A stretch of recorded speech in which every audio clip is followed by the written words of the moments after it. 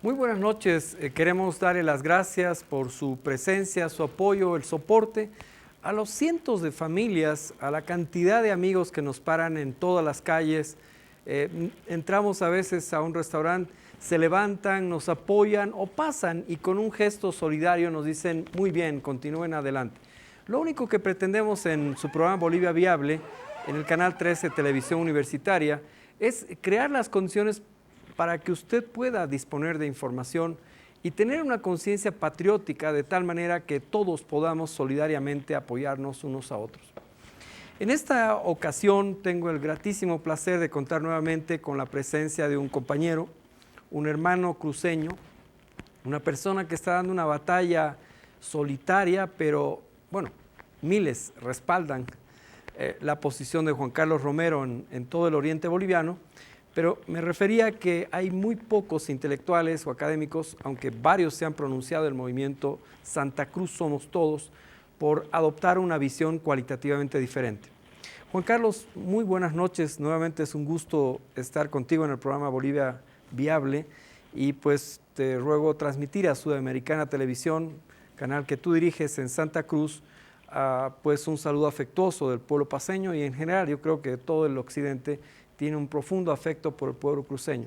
Y creo que este intercambio es importante porque percepciones de aquí y de allá a veces están distorsionadas y se sesga por la información que nos dan algunos canales. Juan Carlos, buenas noches. Así es, Aníbal, un enorme placer estar en Televisión Universitaria de La Paz para poder debatir, tocar algunos temas centrales de la política nacional, porque finalmente somos un país, más allá de las percepciones autonomistas, más allá de los regionalismos, más allá de los localismos, creo que poco a poco vamos tejiendo una concepción distinta.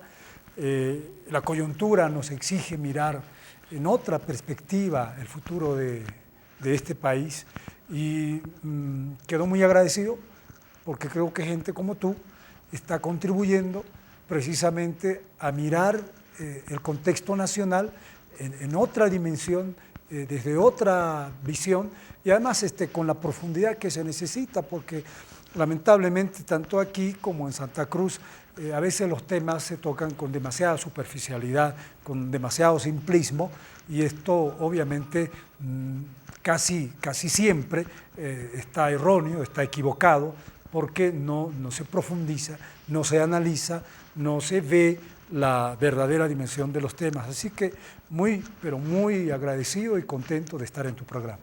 Muchas gracias. Y bueno, también contaremos en esta oportunidad con otro patriota boliviano que está dando la batalla a través de Codepanal Cochabamba y en unos minutos más nos conectaremos con el doctor Manuel Villarroel, que en exclusiva también para Bolivia Viable dará su opinión, su punto de vista. En unos minutos más estaremos con el doctor Manuel Villarroel. Juan Carlos, mientras conectamos con Cochabamba, pues quisiera yo preguntarte, estos días se han dado varios hechos y acontecimientos. Por ejemplo, la toma de Asana Santa Cruz por bandas o grupos de la Unión Juvenil Cruceñista. Se ha desarrollado una serie de atentados contra representaciones u oficinas de embajadas de países amigos, Venezuela y Cuba. Se ha desarrollado una serie de acciones y se está tratando de agudizar y acelerar.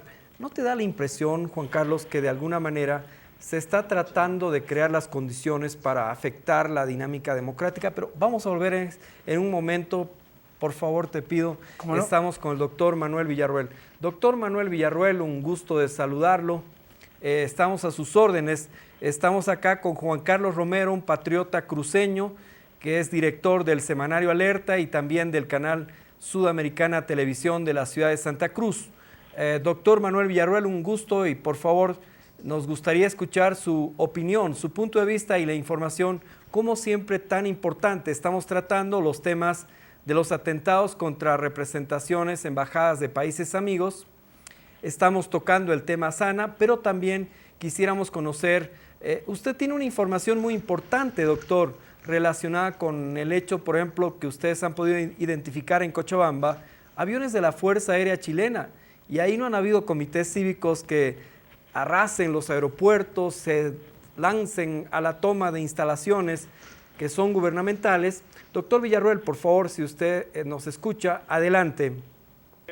Buenas noches, estimada audiencia de Canal 13. Efectivamente, en el mes de octubre del año 2004 identificamos un avión Beechcraft de la Fuerza Aérea de Chile con logo de la Fuerza Aérea de Chile y sin identificación externa. Tenía en la parte inferior del avión un sistema de reconocimiento aerofotogramétrico. Por otro lado, en el primer avión fue en octubre del año 2005, en octubre del 2004 identificamos un avión de tipo Cessna Citation, también con logo de la Fuerza Aérea de Chile y sin identificación externa. Este tipo de avión, ambos tipos de aviones tienen capacidad de reconocimiento aerofotogramétrico y de intercepción de comunicaciones. Pudimos apreciar también, no voy a decir el nombre, a un cívico del sector oriente hablando con la tripulación de uno de los aviones en el aeropuerto Jorge Wilstermann. Obviamente estos aviones no solamente vinieron a hacer supuestamente trabajos para SANA, sino también han tenido toda la facilidad de hacer reconocimientos de tipo aerofotogramétrico de los recursos naturales de Bolivia y también de hacer contactos de tipo político. En su oportunidad nosotros sacamos por prensa los aviones y hicimos las denuncias del caso, pero esto fue durante los gobiernos Mesta y Rodríguez Belcé, que no dieron curso a ningún tipo de reclamos. En cuanto al tema del aeropuerto Viru Viru, hay que tener sumamente claro que a los llamados cívicos y junta autonómica no les interesa ni la autonomía ni tampoco el aeropuerto de Viru Viru, menos la constituyente, y lo que buscan es el enfrentamiento entre bolivianos para que mediante una intervención militar del imperialismo chileno norteamericano puedan las oligarquías cívicas y las logias manejadas desde Chile mantener y acrecentar su poder y dinero y saqueo de nuestro país y poner al frente de la patria un gobierno títere manejado por los serbiocroatas y sirio-libaneses que tienen una mentalidad confrontacional y divisionista y que no tienen ninguna solidaridad con el pueblo boliviano. La llamada solidaridad autonómica no existe. La prueba de es el rechazo a la pensión dignidad. El IDH ha sido ganado por el pueblo boliviano en las luchas de las arenas del Chaco y el Alto. Y una prueba objetiva de este afán confrontacional son las armas encontradas en Chuquisaca y también en el aeropuerto de Viru Viru, y esto lo ha dicho un presentador del Canal 7. Por lo tanto, la ocupación militar del aeropuerto de Viru Viru se justifica, así como también el repliegue de las fuerzas militares, porque el objetivo no era la confrontación desde el punto de vista militar, sino obviamente recuperar el control económico y también ver que acción subversiva contra la patria se estaba haciendo desde el aeropuerto de Viru Viru.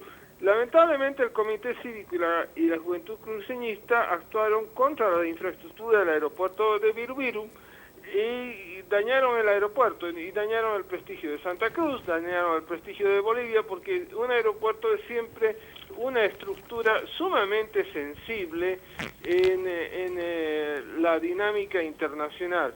Bueno, hay que darnos cuenta que el Comité Cívico de Santa Cruz ha tenido amplios contactos con militares chilenos y que el Comité Cívico de Santa Cruz también tiene una juventud cruceñista que es entrenada por agentes chilenos y que ¿qué es lo que busca? Simplemente lo vemos por las declaraciones del prefecto Costas, establecer una dictadura fascista.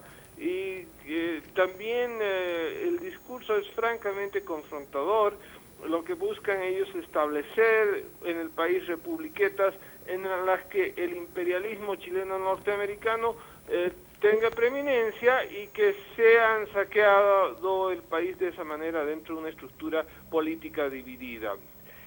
Finalmente hay que decir de que el Comité Cívico de Santa Cruz simplemente está encubriendo una gama de corrupción muy amplia, porque hay unos 180 millones de bolivianos que tiene una deuda sana a múltiples instituciones, pero también están por detrás las quiebras de los bancos agrícolas, Banco Cochabamba, Bimini, Videsa, entre otros, y que hemos visto en el curso los negociados con tierras que tiene el sector oriente, con menonitas, con terratenientes brasileños y chilenos, caso Pérez Lloma. Por lo tanto, el caso del aeropuerto de Viru es simplemente, están haciendo simplemente un manejo político, intentando confrontar al país, intentando tratar de dividir el país y justificar una intervención externa de fuerzas chileno-norteamericanas. Esa es nuestra opinión desde Cochabamba. Gracias, doctor. Si usted pudiera acompañarnos unos minutos más, me gustaría escuchar la opinión del analista, director de Televisión Sudamericana o Sudamericana Televisión de Santa Cruz y director del semanario Alerta, Juan Carlos Romero. Juan Carlos, tu opinión respecto a la visión planteada o presentada por el doctor Manuel Villarroel desde Codepanal Cochabamba. Indudablemente que respetamos el criterio de nuestro amigo de Cochabamba. Desde Santa Cruz obviamente se mira con otro perfil, lo que no quiere decir que no tengamos el análisis en su lugar. Creo que hay elementos que hay que tomarlos en cuenta. Tradicionalmente, durante muchos años, las instituciones cruceñas han tenido enorme incidencia en los partidos políticos de las gestiones pasadas, es decir, MNR, UCS, ADN, MIR, prácticamente tenían una especie de cuoteo de poder en Asana, en la aduana, en todas las instancias del gobierno departamental y nacional.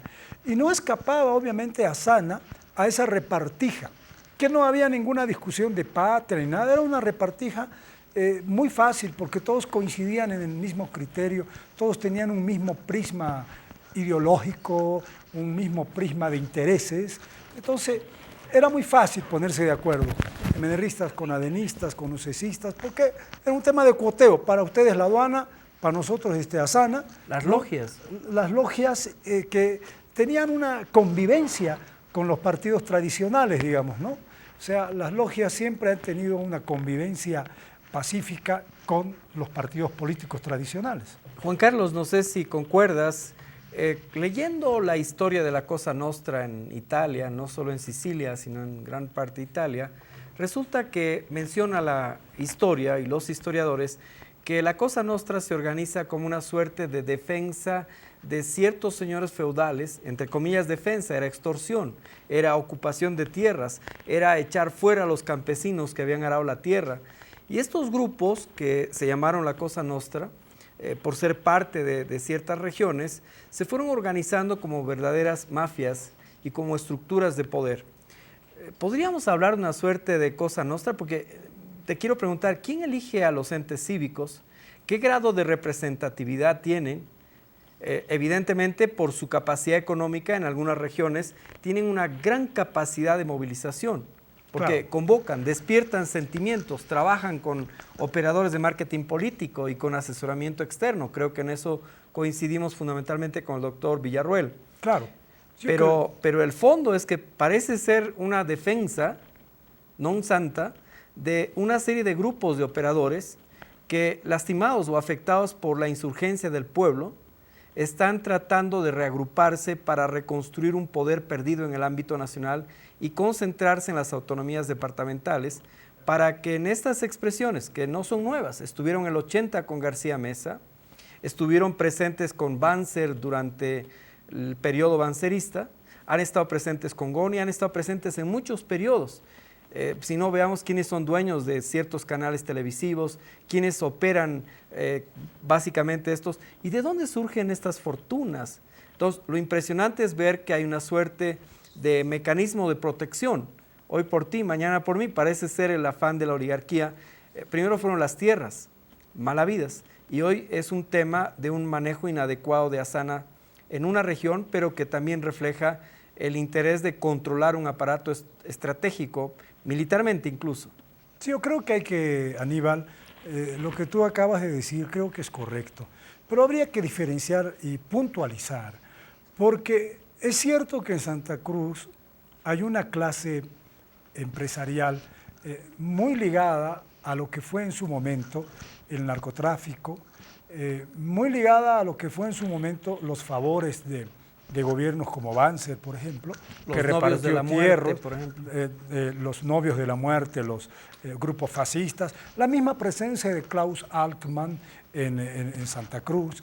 Es cierto que hay toda esa serie de elementos fascistoides, que hay toda una clase, digamos, empresarial ligada a esa línea, pero también es cierto que existe una clase empresarial patriota, correcto, que una clase empresarial que apostó por el país y que en todo momento luchó por el progreso cruceño, en el que el inmigrante del interior ha tenido una gravitación central y es hoy día el gran problema porque no se le reconoce el aporte. Hay una suerte de contextura semántica que se maneja en el pueblo, en la oligarquía o en los grupos dominantes cruceños, que le hacen sentir al hijo del que vino de Cochabamba o de La Paz como si debería sentirse agradecido por ser cruceño, porque dice que al Santa Cruz le dio la oportunidad. Y yo creo que es al contrario. Santa Cruz tuvo la gran ventaja de recibir una migración trabajadora, honesta, correcto, que construyó el Santa Cruz de hoy día, que sin su concurso, sin el concurso de vallegrandinos, de provincianos, de paceños, de orureños, hoy día Santa Cruz no podría ser la Santa Cruz de hoy día. Entonces ahí no hay nada que agradecerle a nadie, al contrario, creo que hubo una conjunción de carácter sociocultural que fortaleció, y el nuevo cruceño es precisamente eso, producto de una unidad entre Cambas, Collas, Chapacos, y con una fuerza, con una sinceridad, con una franqueza, que para nada es discriminadora, excluyente, y que es bien boliviana. Pero lamentablemente, y aquí vuelvo al tema, y en eso creo que tú tienes razón, Aníbal, tiene razón nuestro amigo de Cochabamba, los grupos de poder en Santa Cruz han trabajado de manera sistemática, creo que además muy bien asesorados, para encontrar y crear una red que les ha permitido controlar instituciones, que les ha permitido controlar sindicatos, que les ha permitido controlar juntas vecinales, que les ha permitido controlar todas las instituciones cruceñas. Y para ejemplo, tenemos el caso más típico. Un dirigente de la Central Obrera Departamental cruceña hoy día es parlamentario de Podemos. El máximo dirigente de la Central Obrera Departamental cruceña, Gabriel Helvin, hoy está sentado en el Parlamento representando a Podemos. Entonces, de pronto, uno encuentra esa sorpresa de que un hombre que representa a la clase trabajadora esté incorporado en un partido conservador del carácter de Podemos. ¿Por qué se da esa situación? Porque evidentemente la clase dominante ha trabajado de manera sistemática y no ha dado espacio a que sectores alternativos, sectores populares, encuentren el punto de referencia y se puedan organizar. Yo creo que aquí tiene también un gran, yo no diría culpa, pero una gran responsabilidad, que toda una generación de intelectuales cruceños, que toda una generación de gente patriota se ha dejado llevar también por esa presión psicológica que ha venido dominando desde los años 70, se consolidó en los 80, en el 90 se creó prácticamente en un circuito de poder y hoy, en el año 2007, es una verdadera estructura de carácter económico-político que ha concentrado todo el pensamiento conservador, neoliberal y fascista de todo el país. Indudablemente ahí hay un nexo entre las fuerzas conservadoras de Brasil, de Chile, de Estados Unidos. Los propios Estados Unidos han desarrollado todo un plan de apoyo hacia los proyectos sociales en Santa Cruz, y de pronto vos ves al embajador norteamericano paseando por los barrios cruceños de la mano, bueno, de la mano digo así metafóricamente, pero muy cerquita, acompañado del presidente de las juntas vecinales de Santa Cruz. ¿Qué hace el embajador norteamericano en los barrios cruceños populares al lado del presidente, del señor Landívar, presidente de la Unión de Juntas Vecinales?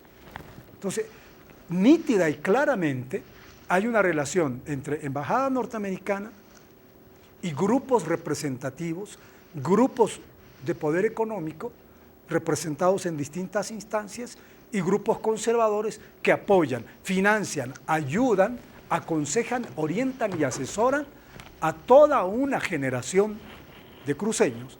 Y su punto de referencia, y es ahí donde tenemos que encontrar el eco, es la defensa de lo cruceño. Felizmente, Aníbal, felizmente, querido pueblo boliviano, hay toda una generación de intelectuales cruceños que se está expresando a través de los medios que se puedan para no permitir que un grupo hable a nombre de los cruceños. Y ese es precisamente el manifiesto de Santa Cruz Somos Todos, donde está Willy Rivero Jordán, un hombre que para nada es extremista, donde está Elena Argyrakis, una politóloga que es cruceña y que ha renunciado a su cargo en la prefectura porque públicamente lo dijo, la prefectura no está gobernando para el pueblo cruceño. La prefectura cruceña está presa de la CAINCO, de la CAO, del comité cívico, y lo dijo una cruceña. Y no una cruceña llevarista o trotskista, no señor. Una cruceña de clase media, pero inteligente, razonable, con una profunda convicción política y con visión política, con formación.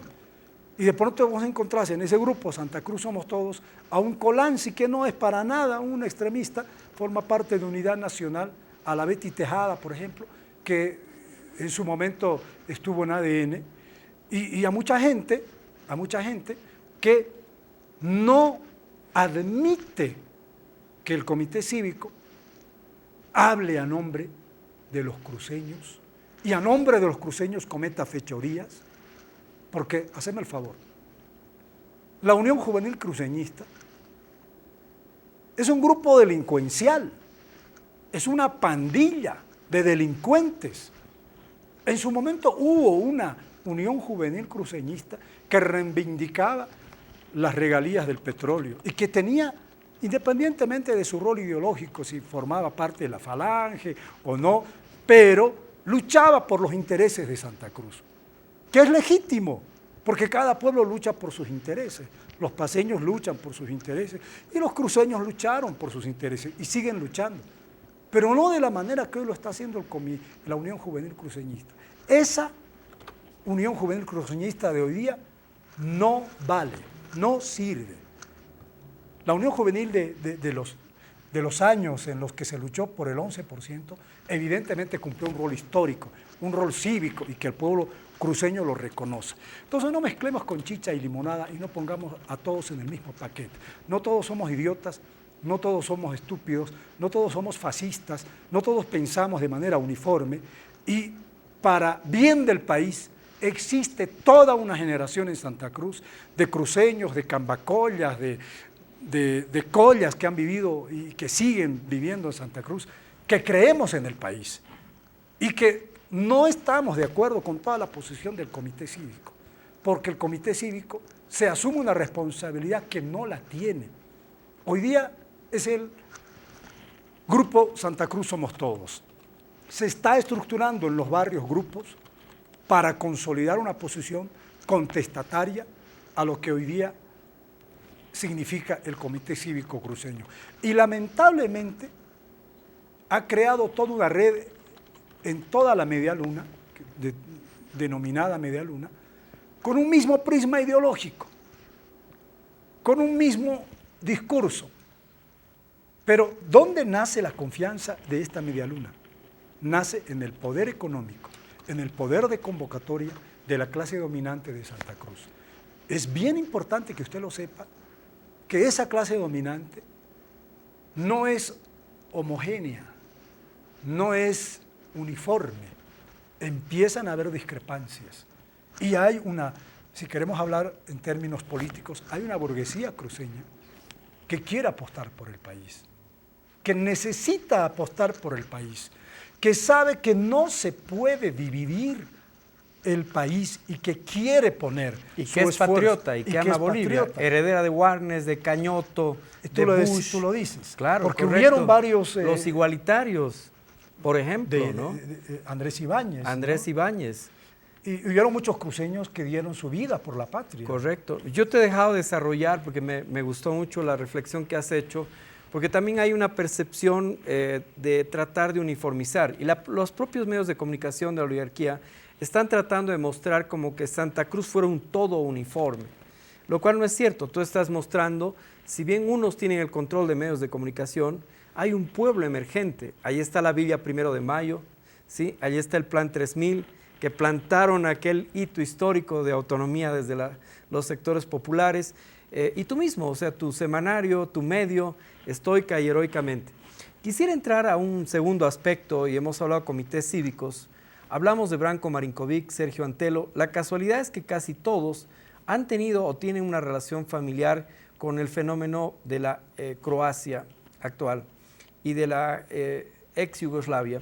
Yo quiero mostrarles y compartir contigo unas imágenes de uno de los líderes del partido nazi yugoslavio de Croacia, perdón, Ante Pavelić. Por favor, si estudio. Este que ustedes ven es Ante Pavelić, un líder nazi que fue impuesto por Adolfo Hitler y también por Mussolini para ser el gobernador de la Yugoslavia ocupada. Mientras el comandante Tito peleaba contra el nazismo alemán e italiano, Ante Pavelić, a quienes ustedes ven en estas imágenes, se caracterizaba por sobre todas las cosas por implantar una época de terror en la Yugoslavia ocupada. Fue designado por Hitler como gobernador, Führer, y ahí vemos levantando el brazo en alto, Führer de la Yugoslavia ocupada, Gran Duce de la Yugoslavia ocupada. Dice que era tan feroz este personaje y todas las ustachas nazis croatas que se caracterizaban por ser cortadores de cabezas y de orejas. Eran tan terribles que los propios fascistas italianos no aguantaban ni soportaban el terror implantado por Ante Pavelić y las ustachas nazis. Usted podrá decir, ¿qué relación tiene este fenómeno con nuestro caso, Bolivia? Bueno, el hecho de que lo que usted está viendo, aquí por ejemplo vemos lo que fue la Legión Negra formada, la Unión Juvenil Croata, fue el primer movimiento gestado para generar en la época de la Segunda Guerra Mundial el intento de subordinar a la Alemania nazi a la ex Yugoslavia, combatida obviamente por el general Josip Broz Tito. Ahí estamos viendo una serie de pasajes y personajes en los cuales se va viendo pues la relación que tiene Ante Pavelić con todo lo que fue el nazismo de la época. Ahora, otro de los elementos que vamos a ver, ahí está la Ustacha, fueron tropas de asalto organizadas por la Unión Juvenil Croata.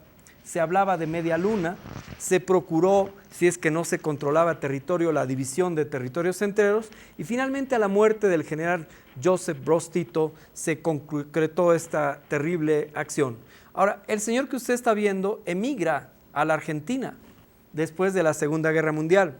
Otros van a emigrar a Chile y otros seguramente a Bolivia, a través de la red Der Spiegel, La Araña, que estaba controlada básicamente por Bormann y otros nazis. Recordemos, en el caso nuestro, lo que fue básicamente el tema del caso de Klaus Salman Barbie, un nazi pues capturado en territorio boliviano. Ahí vemos otro pasaje donde estamos viendo imágenes contextualizadas de la época, en las cuales se ve las tropas croatas, ustachas nazis.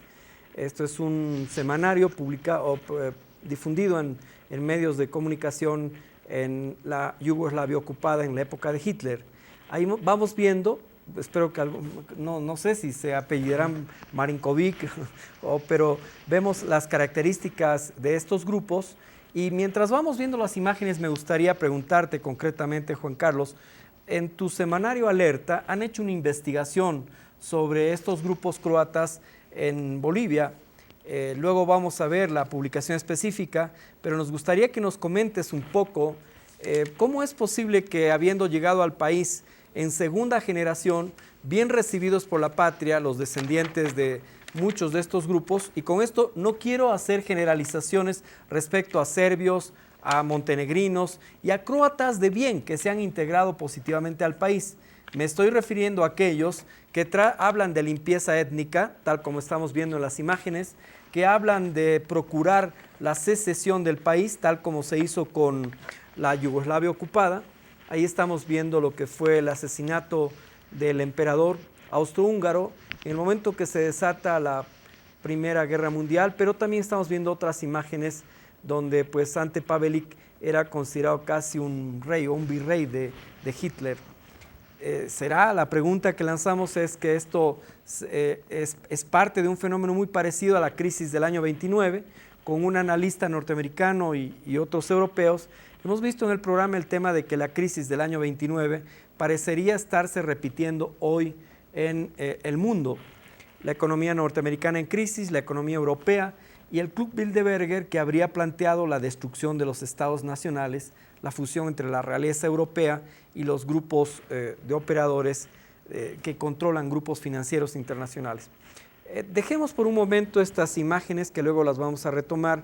Quisiéramos volver a estudio y que sea Juan Carlos quien nos explique. Aquí estamos viendo el semanario Alerta, un documento muy importante que se difunde heroica y estoicamente, y en ese contexto queremos animarlos, invitarlos también para que ustedes puedan avanzar en la lectura del semanario Alerta. Juan Carlos, por favor, si nos puedes explicar este interesante estudio hecho por Marcelo Arandia Alarcón. Pero adelante, Juan Carlos. Bueno, cómo no, con todo gusto.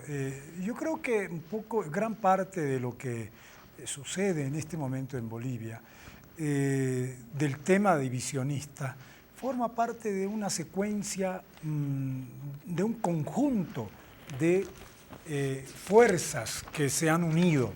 Por un lado, los intereses del grupo y del Club Bilderberg, que es el grupo de los que quieren, obviamente, un mundo globalizado y un mundo para unos pocos. Pensamiento único. Un pensamiento único, que el proyecto que tiene es que los países deberían dejar de ser países, y la idea que tienen es regionalizar a los países. Destruir los estados nacionales, ¿no? Exacto, no quieren, porque son un problema para ellos. El patriota, el Estado, es para ellos un problema, porque tiene ejército, porque tiene identidad, entonces no quieren la identidad, el ejército, el Estado.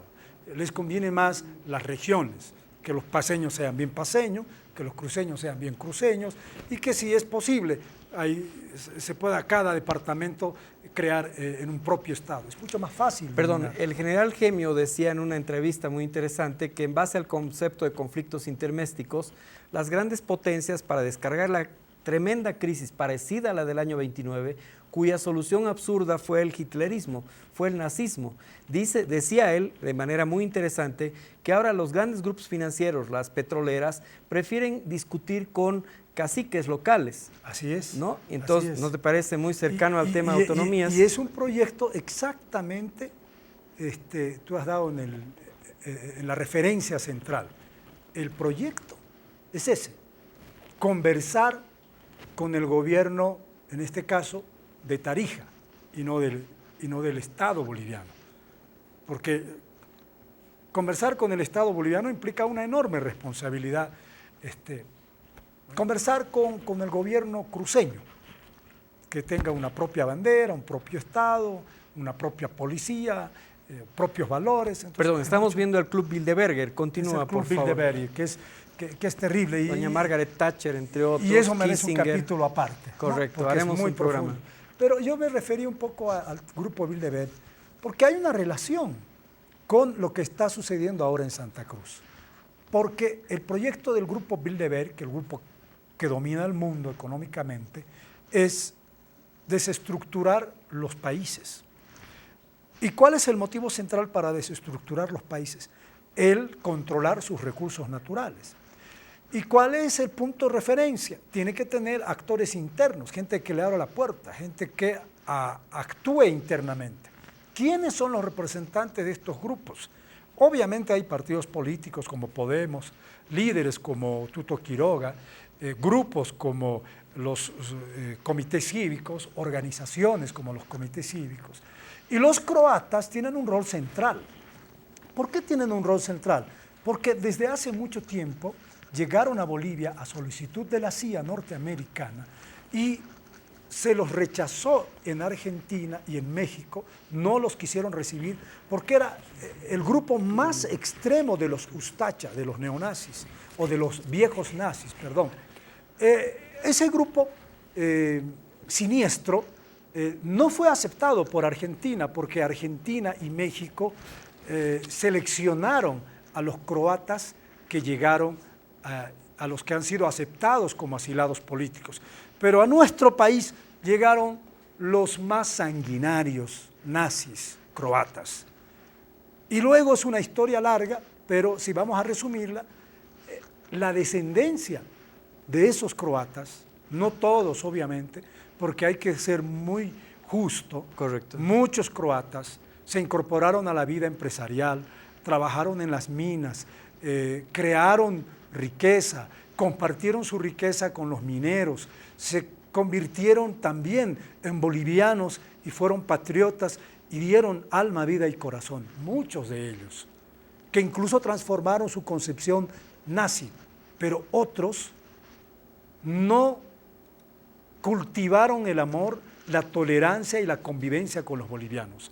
Mantuvieron su concepción racista, la reforzaron, la transmitieron de generación tras generación y crearon lo que se llama el grupo fascista croata boliviano, que ayudó en el conflicto yugoslavo a los grupos croatas en la división de Croacia con armamento, con recursos, con dinero, y es el grupo que hoy día comanda la división de este Estado, porque quiere ser dueño de Santa Cruz, quiere ser dueño del Oriente, quiere mantener, quiere dominar el Estado boliviano. Entonces, yo creo que no es una casualidad, ¿no? Perdón, pero también es interesante anotar un aspecto. La primera oleada de migrantes del ex imperio austrohúngaro provienen básicamente de la región salitrera.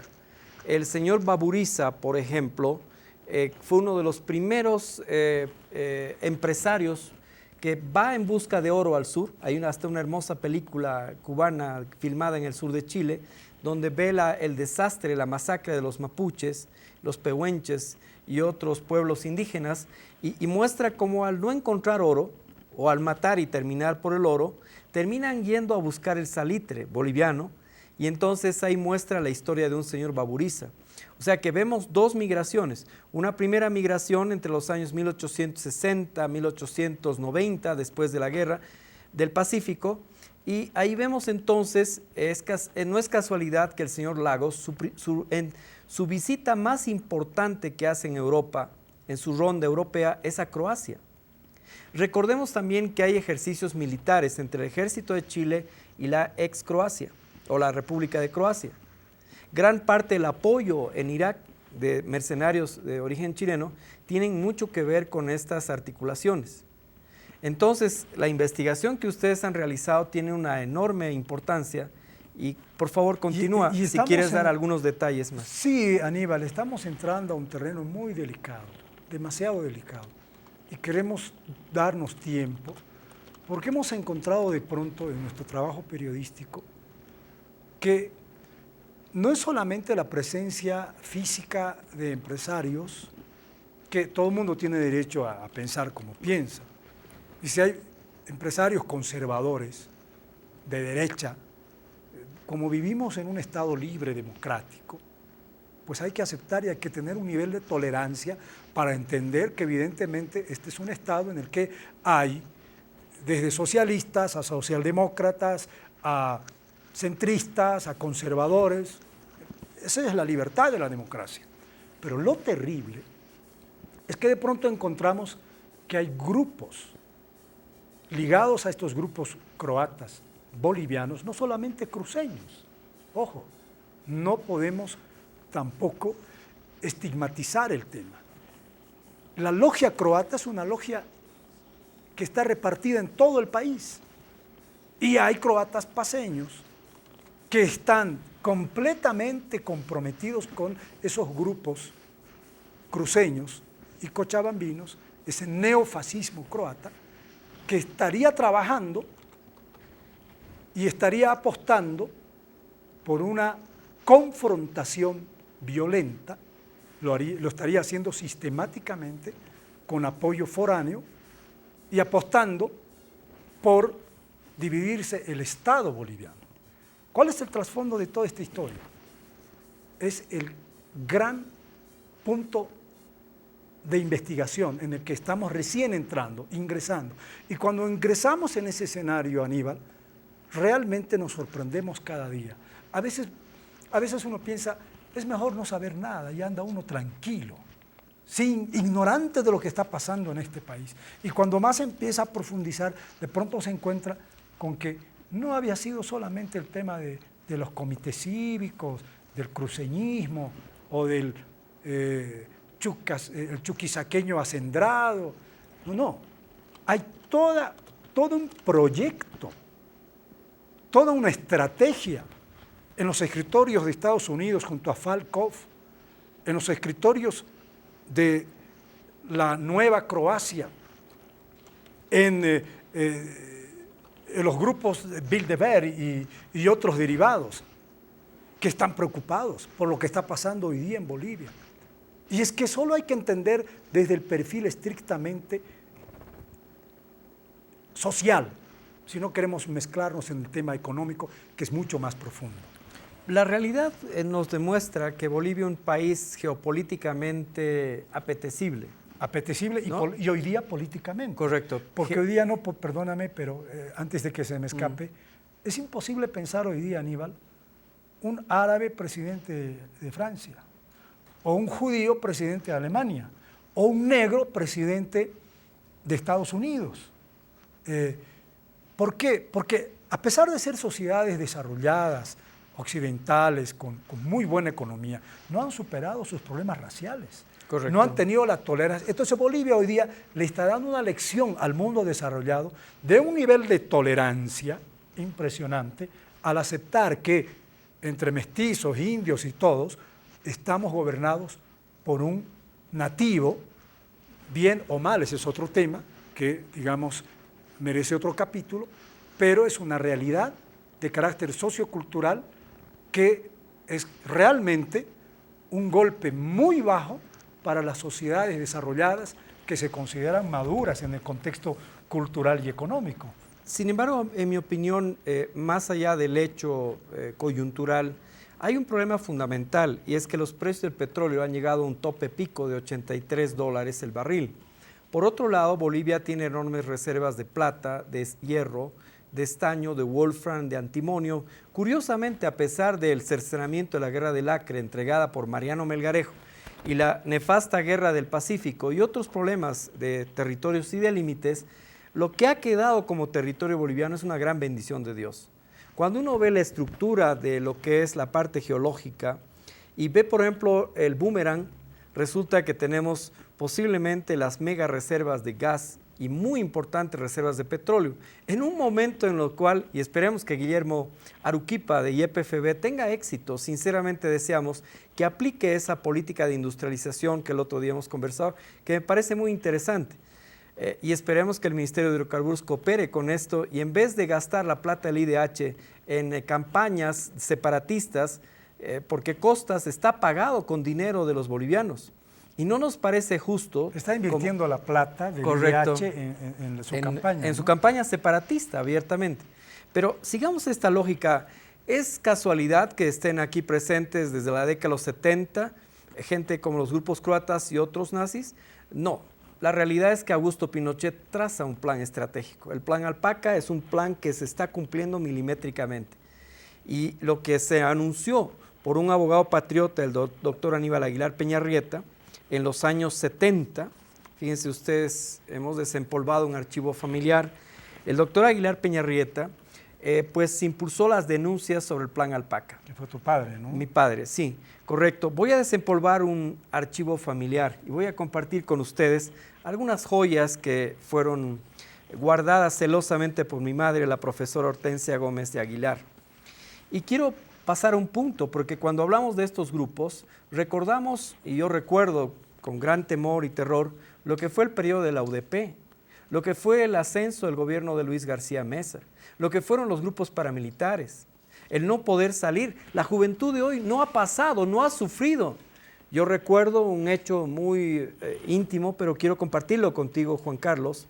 Cuando la casa de mi padre, ubicada en la calle Nicaragua, y si ustedes pueden ver, aquí están unas fotos antiguas, resulta que un día era la época de febrero, marzo, abril del año 1980, el periodo previo a la dictadura de Luis García Meza. Apareció una pinta frente a la salida de la casa de mi padre que dice: mueran los anarquistas igual Aguilar. O sea, se anunciaba, igual que ahora en el plan Blas-Rutter y otros, no sé qué certeza tendrán esos documentos, pero se sacaban listas del padre Luis Espinal, un hombre muy interesante, y en ese caso Aníbal Aguilar Peñarrieta, asesor de la Central Obrera Boliviana. Y resulta que recuerdo como si fuera hoy una noche, era el mes de abril, y mi padre salió a la casa, a la puerta de casa, en la calle Nicaragua, un callejón, muchos de ustedes conocen, y resulta que quienes están viendo, Aníbal Aguilar Peñarrieta, fue agredido, un jeep verde, se había metido hasta el garaje, perdón, hasta la calle encerrada, y de pronto empezó a meter granadas de fragmentación, metieron cachorros de dinamita, empezaron a disparar. Mi padre fue herido, podemos ver acá que quedó herido hasta su muerte prácticamente con un tiro en el pómulo. Y él tuvo la valentía de poder incorporarse y repeler el ataque. Estábamos con mi hermano en el segundo piso, recuerdo como si fuera hoy algo tan dramático. Estaba ahí el ventanal. Cuando vino la onda expansiva, qué impresionante, Juan Carlos, resulta que no se escuchaba. O sea, cuando estás dentro de la onda expansiva, no escuchas la explosión, solo ves volar como en película los vidrios y ves volar las astillas. Resulta que la casa había sido atacada, se echaron granadas, se echaron dinamita, se echó explosivos, bala. Mi padre fue herido, al parecer con una mira telescópica. Y algo que es impresionante recordar, ¿qué estaba investigando el doctor Aníbal Aguilar Peñarrieta? Primero, por un lado, el Plan Alpaca, la denuncia de la geopolítica chilena de penetración sistemática en nuestro país. Él denunció desde el año 79, centenario de la pérdida de nuestro mar territorial. Pero la otra denuncia que estaba investigando era la terrible muerte del padre Luis Espinal. Recuerdo que antes de la muerte del padre Espinal, mi padre nos encontramos en el micro y le dijo: Lucho, ¿cómo estás? Fue el último momento que lo vimos con vida. Apareció después muerto. Mi padre asistió a lo que era la morgue, lo que es todavía hoy la morgue, y vio que el padre tenía grabada aquí con una plancha de fierro una cruz. Lo destrozaron al hombre. ¿Qué había descubierto? Evidentemente todas las vinculaciones y articulaciones que posteriormente fueron denunciadas en el semanario aquí. Y a raíz de eso, pues, se gesta toda una serie de acciones. Mi padre se decide investigar cuál era el fondo de la muerte de Luis Espinal, criminólogo él, además de laboralista. Descubre la raíz de fondo, pero comete un pequeño error de comentar públicamente en un despacho ministerial. A la salida de un despacho me comenta: hijo, ya sé quién mató a Luis Espinal. Automáticamente esa noche, a las 10:30, 11 de la noche, mi padre despedía a un dirigente de la Central Obrera Boliviana y al salir recibe este atentado.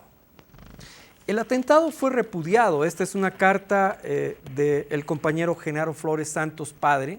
Me gustaría que por favor estudio y me pueda acompañar, donde vemos el repudio, el 10 de abril de 1980, el repudio que causa en toda la sociedad boliviana, pues de lo que significaba el atentado. En esta carta firmada por Genaro Flores Santos, que va a ser un mártir de la democracia después, a quien rindo también mi homenaje.